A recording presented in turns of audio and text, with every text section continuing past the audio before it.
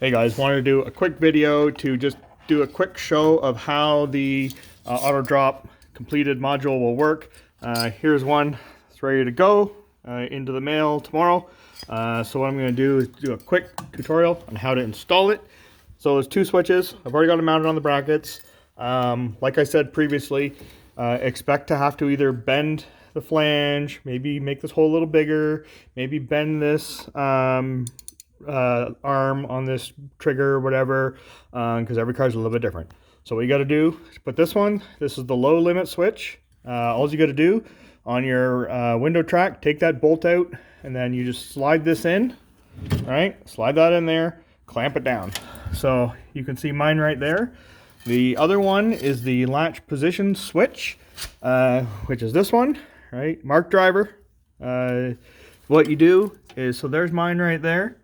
There's two bolts that you'll take out, and if you look out on the outside of the car, there's this one here that holds that plastic clip thing that the wires run through.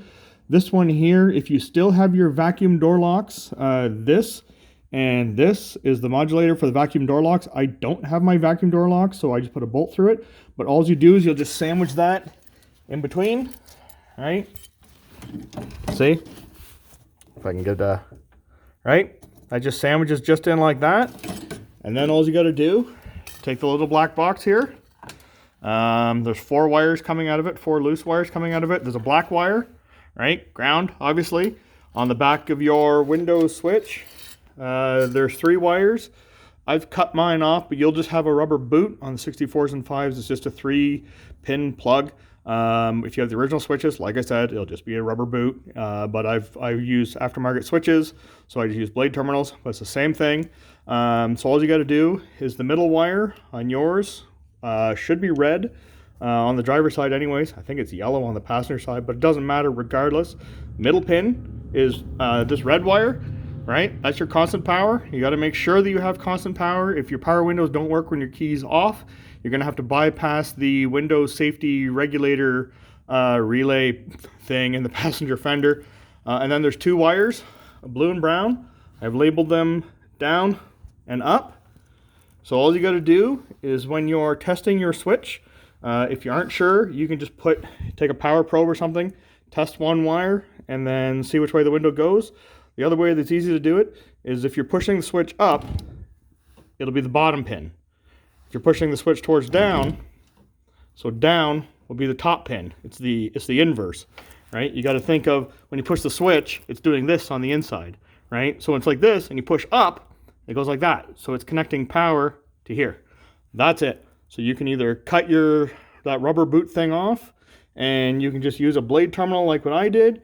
You can just splice it and solder it and tape it or heat shrink it or whatever you want to do. Or you can just use those like blue wiretap things, which I don't love, but I mean, you know, it's an option. It's not the one that I'm advising on. I would recommend either splicing in and soldering and heat shrinking, or just cut those stupid boots off and just go straight to a regular blade terminal.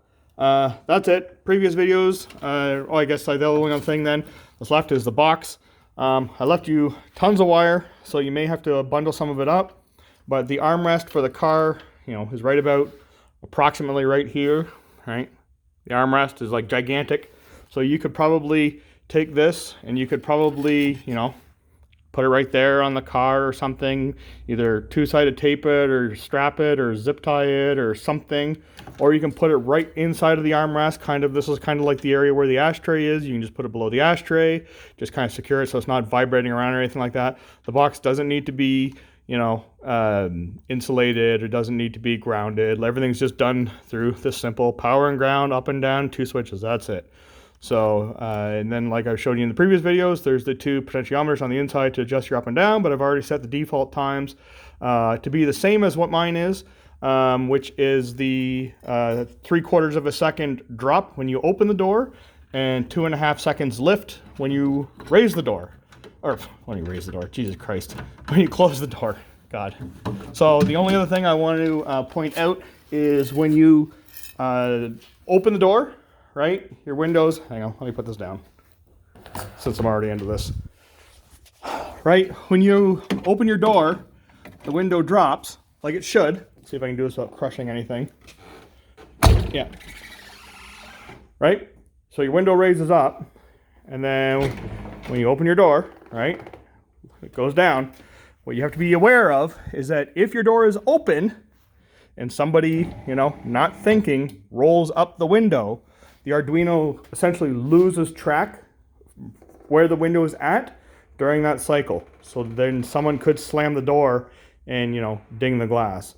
But I mean, it almost has to be intentional, and honestly, you'd have to be an idiot for it to happen.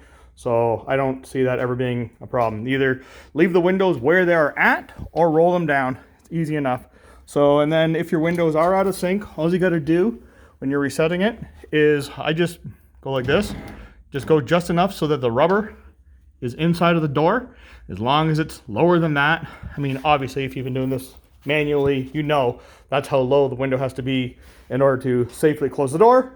But then all you do, close the door, and then there you go. Your window's back in sync. If you have any questions, you know how to find me. Cheers.